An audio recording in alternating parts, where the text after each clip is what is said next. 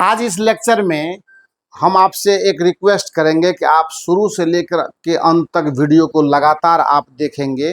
जब शुरू से लेकर के अंत तक वीडियो को आप लगातार देखेंगे तो आपको ये पता पड़ेगा कि आज के इस लेक्चर में किस तरह से हम खास करके स्प्रिंग फोर्स और उससे रिलेटेड वर्क डन जो है उसको पहले हम कैसे सीखते थे, पहले हम कैसे काम करते थे और आज हम उस पर कैसे काम कर रहे हैं आज इस बदलते हुए मतलब माहौल में। और दूसरी एक बहुत महत्वपूर्ण बात मैं आपसे ये करना चाह रहा हूँ कि जब कभी भी आप किसी प्लेटफॉर्म पर जाते हैं, बड़े बड़े इंस्टीट्यूट में जाते हैं, तो वहाँ जो है आपको ये लगता है कि आप जो है बड़े बड़े प्रॉब्लम पर काम कर रहे हैं, ये ऑब्जेक्टिव कर रहे हैं, ये जेई का तैयारी चल रहा है, वो नीट का तैयारी चल रहा है। पूरा इतना ज़्यादा वो हवा बना करके, माहौल बना करके रखता है कि आपको मतलब लगता है कि हम किस दुनिया में आ गए हैं। पर मैं आपसे ये कहना चाहता हूँ, मैं आपको ये बताना चाहता हूँ कि अगर सारे लोग उसी काम में लग जाएंगे तो फिजिक्स का नॉलेज कहाँ से हमारे अंदर क्रिएट होगा, क्या है फिजिक्स, इसको समझने का मौका कब मिलेगा हमें।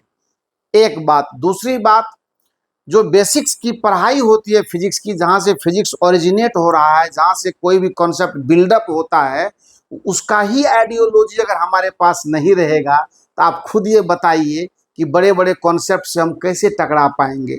जब हमारी ज़मीन सही ढंग से दुरुस्त नहीं रहेगी तो हम किस तरह से उस पर आगे बढ़ पाएंगे, ये सबसे पहले हमें सोचना जरूरी है। और इसीलिए मैं हर काम को एक अपने आधार से, अपने तरीके से लेकर के चलता हूँ और उस तरीके से मैं चलते हुए ये कोशिश करता हूँ कि आपको बिल्कुल एक ऑर्डर में लेकर के बड़े प्रॉब्लम और बड़े कॉन्सेप्ट तक आपको पहुँचाएं, मेरा ये प्रयास रहता है। तो हमारा जो एक्चुअली जो टारगेट है, उस टारगेट के अकॉर्डिंग आप मेरे साथ चलेंगे तो जीरो से हीरो बनने का जो आपका ये सपना है वो ज़रूर ये प्लेटफॉर्म पूरा करेगा। लेकिन अगर आप थोड़ा सा भी घबरा जाएंगे, थोड़ा सा इम्पेशेंस होंगे, तो आप बिल्कुल आसमान से ऐसे गिरेंगे जैसे लगता है कि कुछ पता ही नहीं पड़ेगा कि आप कहाँ से कहाँ चले गए। क्योंकि ये सब्जेक्ट फिजिक्स है, इसके साथ हम बड़ा एक्सपेरिमेंट करते भी हैं तो अपने आप को होशो हवास में रखते हुए करते हैं, ताकि हमारा जो ग्राउंड लेवल है वो इस तरह से, है ना, हवा में ना उड़ जाए, उसका ख्याल हमें हमेशा रखना होता है। एक बात। तो अब चलिए, आज हम आपको जब मैंने कल एनर्जी पढ़ाना, कल नहीं मतलब लास्ट वीडियो में जब एनर्जी का कॉन्सेप्ट देना हमने शुरू किया था आपसे, तो एनर्जी कॉन्सेप्ट में मैंने आपको काइनेटिक एनर्जी की बात बताई थी और उससे रिलेटेड बहुत ही एक बेसिक और बहुत ही बेहतर प्रॉब्लम बाय चांस हम लोगों ने लिखा और वो हमारे साथ आ गया।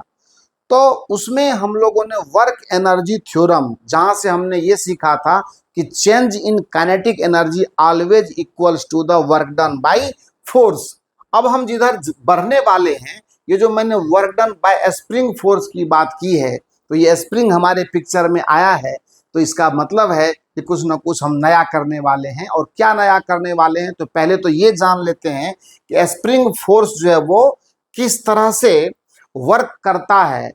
अगर मैं ये बताऊं आपको कि स्प्रिंग में अगर मैं x equal to x naught यानी एक्स नोट डिस्प्लेसमेंट में देता हूं तो किस तरह से स्प्रिंग फोर्स वर्क करता है, कितनी एनर्जी वो स्टोर करता है। चूंकि आपको तो ये पता ही है, मैंने आपको बताया है कि एनर्जी स्टोर्ड जो है वो कहीं ना कहीं वर्क डन से पॉसिबल है। वर्क डन ही एनर्जी देता है और एनर्जी ही खर्च करके वर्क डन होता है। ये तमाम चीजें जो एक दूसरे के कंप्लीमेंट के रूप में काम करते हैं, इसीलिए वर्क एंड एनर्जी दोनों का जो एसआई यूनिट होता है वो जूल ही होता है। ये बात भी आपको पता होना चाहिए। दोनों का डायमेंशनल फार्मूला भी सेम है, हर चीज जो है इस तरह से चलता है, ठीक है।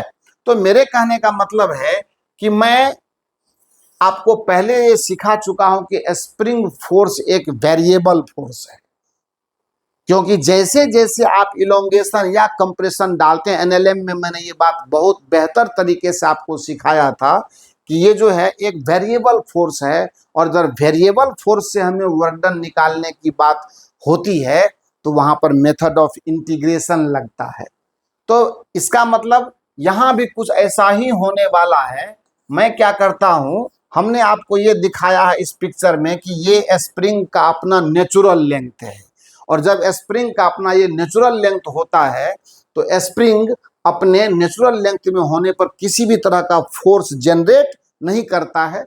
अब मान लेते हैं कि स्प्रिंग के अपने नेचुरल लेंथ के पोजीशन से हमने, ये एक्सटर्नल एजेंट है, इस एक्सटर्नल एजेंट ने इस पर एक कांस्टेंट मैग्नीट्यूड का फोर्स लगाना शुरू किया, लेकिन वो कांस्टेंट मैग्नीट्यूड का फोर्स वो लगा रहा है पर उसको भी अपना कुछ न कुछ उसमें वेरिएशन लाना पड़ता है। स्टार्ट तो किया समथिंग मैग्नीट्यूड से, लेकिन ये देखा जाता है कि स्लो डिस्प्लेसमेंट लेने में जैसे जैसे आप इसको राइटवार्ड डिस्प्लेसमेंट देते हैं, अभी पिक्चर के हिसाब से इसको जो आप राइटवार्ड डिस्प्लेसमेंट देते हैं, यह राइटवार्ड डिस्प्लेसमेंट जो है लेफ्ट डायरेक्शन में स्प्रिंग फोर्स को जनरेट करता है। आपको ये पता है कि अपोजिट टू डिस्प्लेसमेंट, अगर इलोंगेशन है तो इलोंगेशन है, कंप्रेशन है तो कंप्रेशन है, ये तमाम जो चीजें हैं उस कंप्रेशन या इलोंगेशन के पॉइंट ऑफ व्यू से आप अगर राइटवार्ड डिस्प्लेसमेंट इसमें दे रहे हैं स्प्रिंग को, तो निश्चित तौर पर इस डिस्प्लेसमेंट के अपोजिट डायरेक्शन में स्प्रिंग अपना फोर्स बनाएगा। और आपको ये पता है कि एफ एस जो होता है, ये एफ एस होता है प्रोपोर्शनल टू माइनस एक्स के। माइनस एक्स क्यों? क्योंकि ये बात आपको मैंने बताया है कि अगर डिस्प्लेसमेंट है आपको राइट तो एफ एस जनरेट होता है लेफ्ट, ठीक है। डिस्प्लेसमेंट है राइट तो एफ एस मतलब स्प्रिंग फोर्स जनरेट होता है टुवार्ड्स लेफ्ट। अगर डिस्प्लेसमेंट होगा लेफ्ट तो स्प्रिंग फोर्स बनेगा राइट डायरेक्शन। उसका काम है स्प्रिंग को रीस्टोर करना, मतलब अपने पुरानी अवस्था में लाना। ये तमाम बातें हैं। अब चूंकि मुझे स्प्रिंग को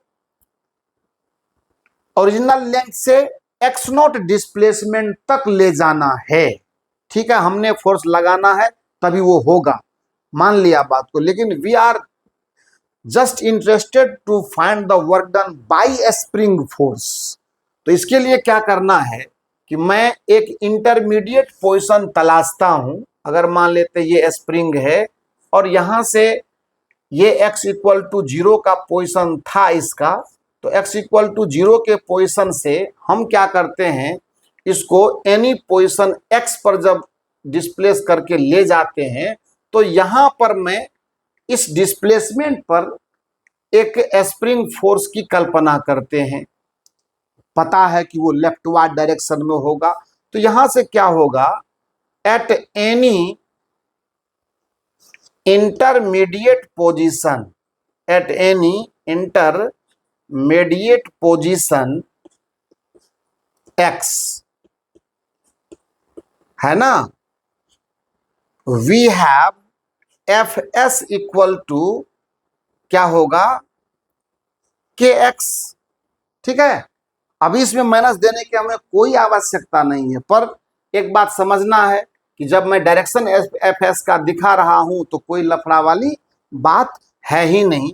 तो एफ एस टुवार्ड्स लेफ्ट है और इसका जो मैग्नीट्यूड है वो है अपन के पास कितने के बराबर, के एक्स के बराबर। तो इस जगह पर स्प्रिंग फोर्स लेफ्टवार्ड डायरेक्शन में है जबकि डिस्प्लेसमेंट राइटवार्ड डायरेक्शन में है। क्लियर हो गया मामला।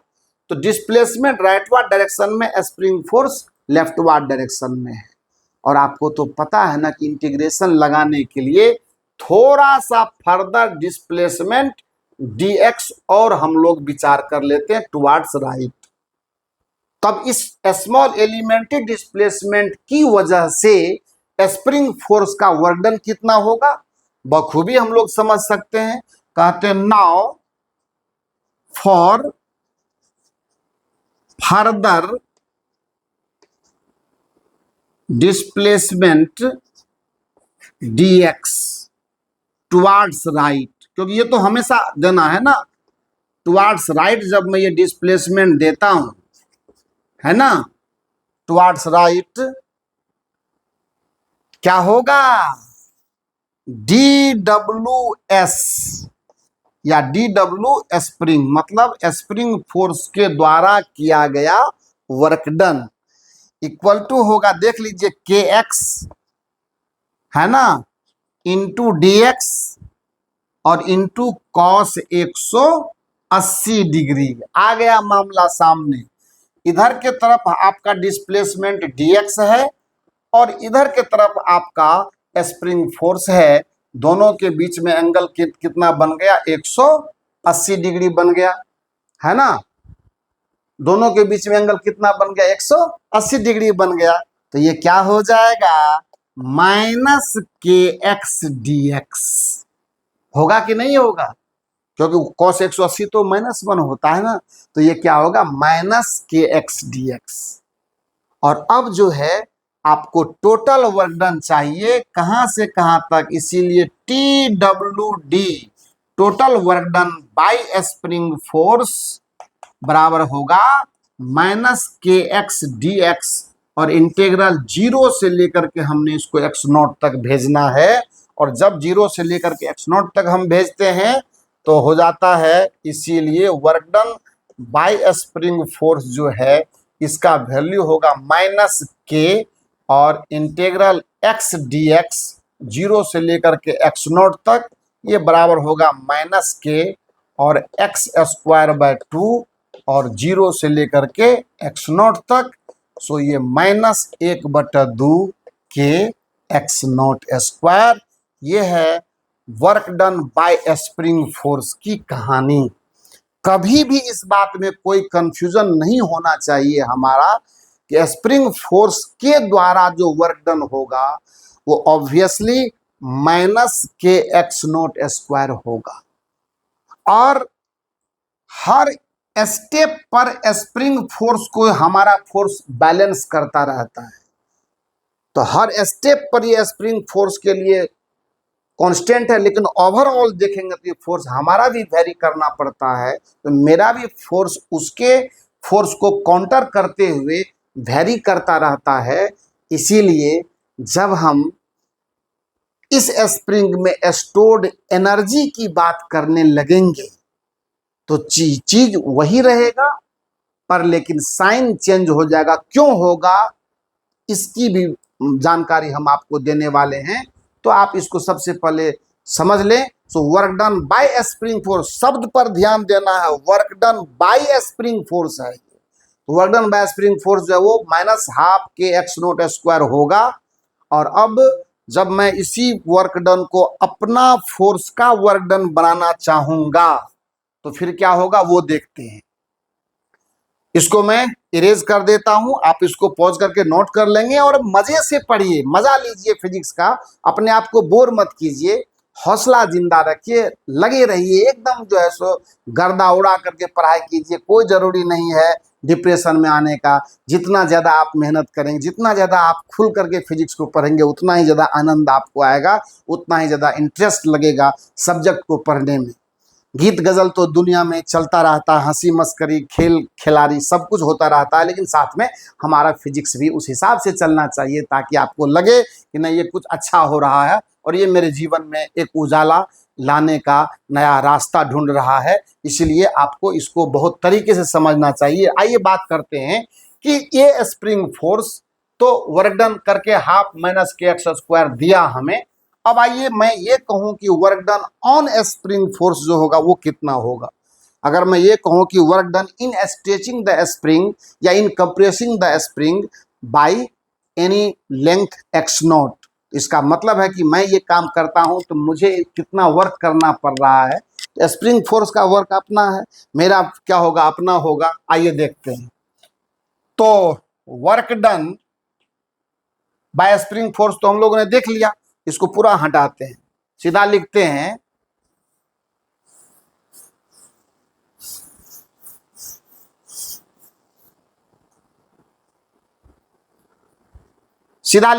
Elastic potential energy stored in the spring. Elastic potential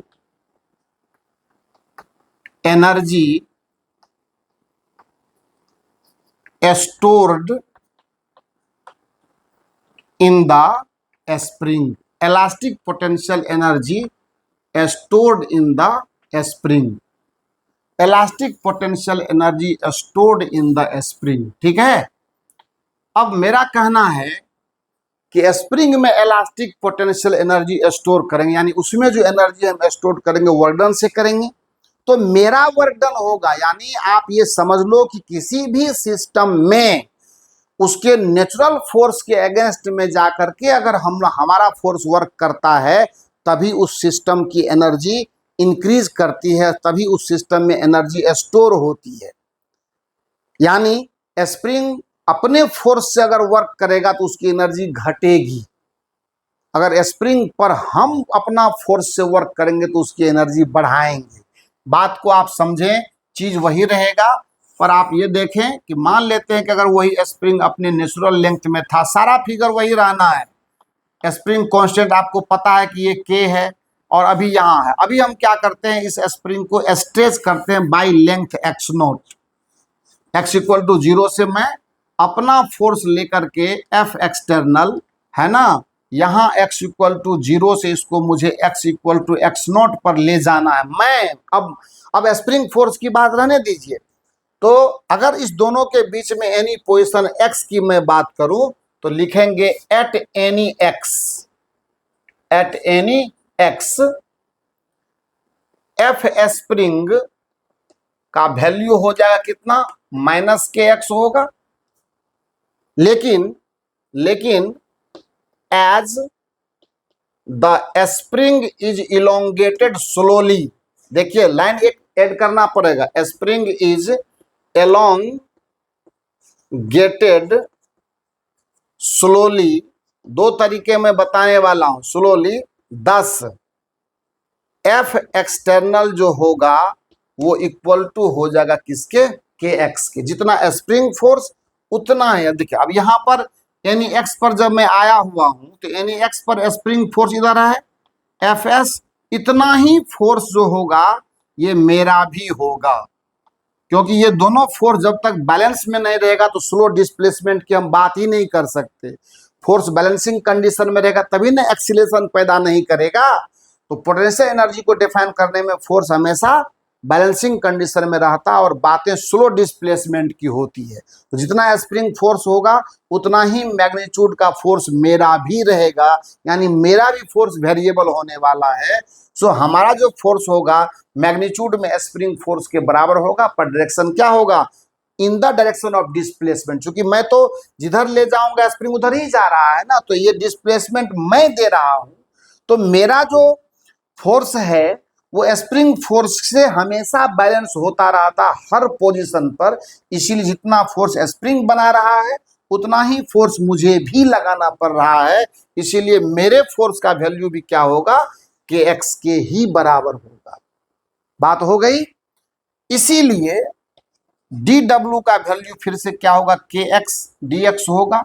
अब ये मेरा वर्क डन आ रहा, मैं वर्क कर रहा हूं सिस्टम को, स्प्रिंग को इलोंगेट करने में। सो डी डब्ल्यू इक्वल टू के एक्स डी एक्स, और इसीलिए टी डब्ल्यू डी मतलब टोटल वर्क डन जो होगा वो के एक्स डी एक्स एंड 0 से लेकर के एक्स नॉट। तो यहां से ये वैल्यू देगा एक बार फिर से half k x naught square. ये जो वर्क डन है, टोटल वर्क डन जो ये मैंने लाया अभी, ये जो वर्क डन मैंने लाया है, यही work done by external force is stored in the form of potential energy in the spring and known as elastic potential energy. इसी को कहा जाता है elastic potential energy in the spring. अब ये क्या है कि स्प्रिंग फोर्स का वर्क डन माइनस में था और उसी उतना ही वर्क मुझे भी करना पड़ेगा अगर मैं एक्सटर्नल एजेंट बन करके उस स्प्रिंग को उतना इलोंगेशन देना चाहता हूं। तो इसको ऐसे भी आप समझ लें कि एज, अभी तुरंत हम लोगों ने कैलकुलेशन करके निकाला हुआ था कि as W spring equal to है minus half k x naught square.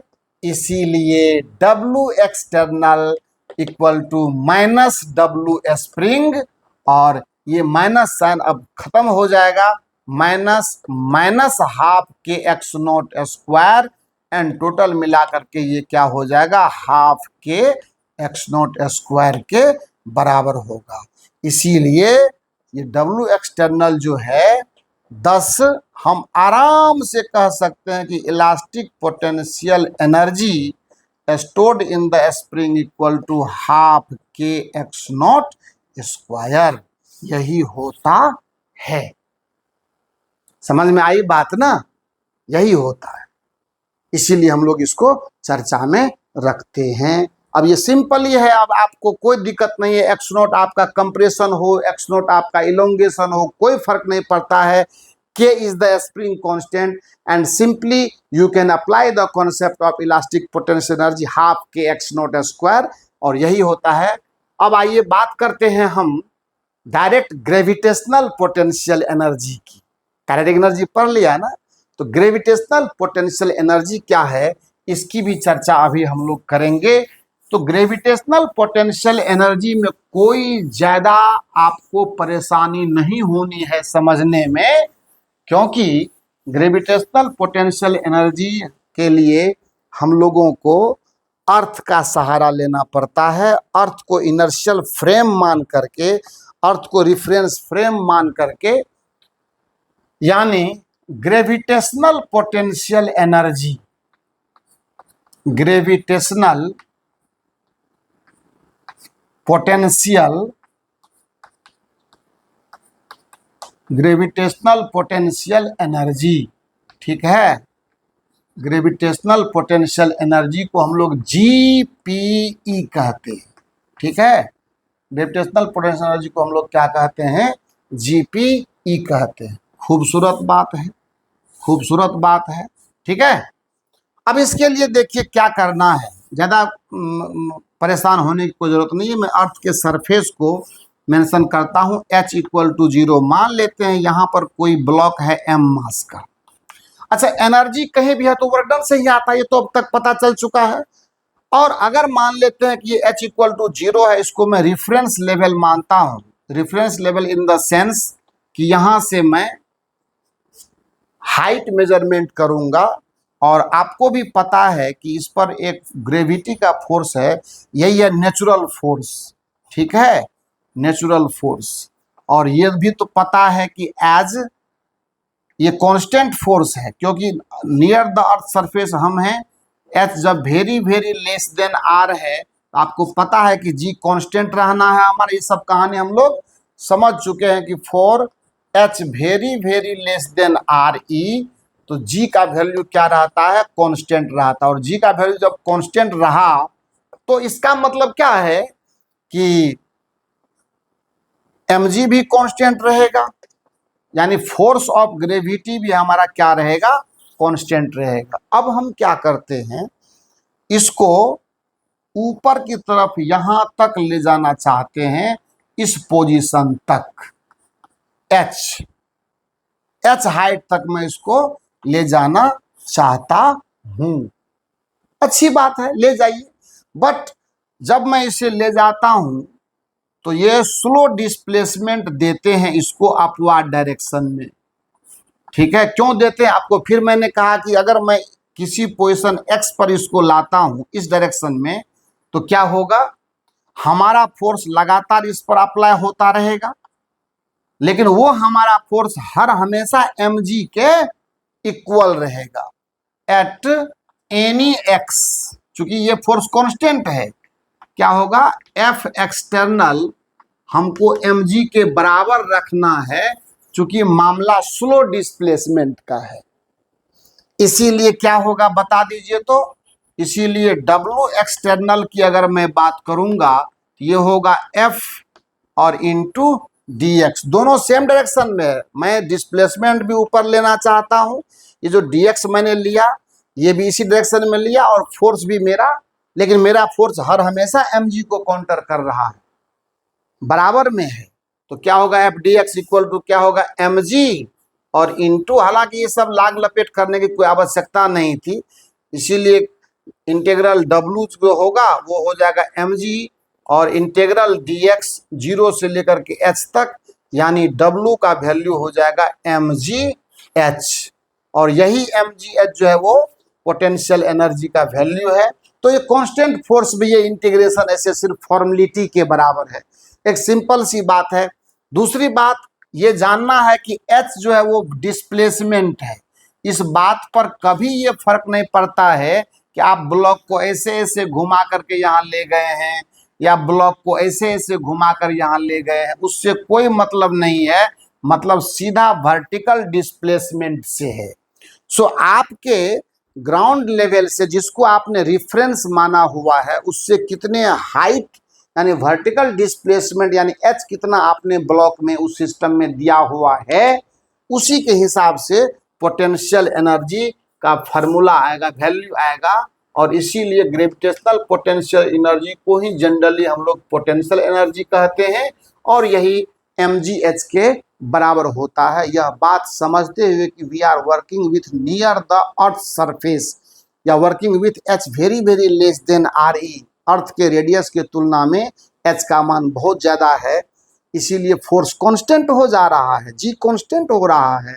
और इसीलिए ऐसे फोर्स से वर्क डन निकालने के लिए, हाँ यहीं पर अगर मेरे को ये सवाल दे दे कि अगर इस ब्लॉक को ग्राउंड से उठा करके एच हाइट पर लिया जा रहा है, then what will be the work done by force of gravity, by force of gravity, then we will imply minus sign here, है ना।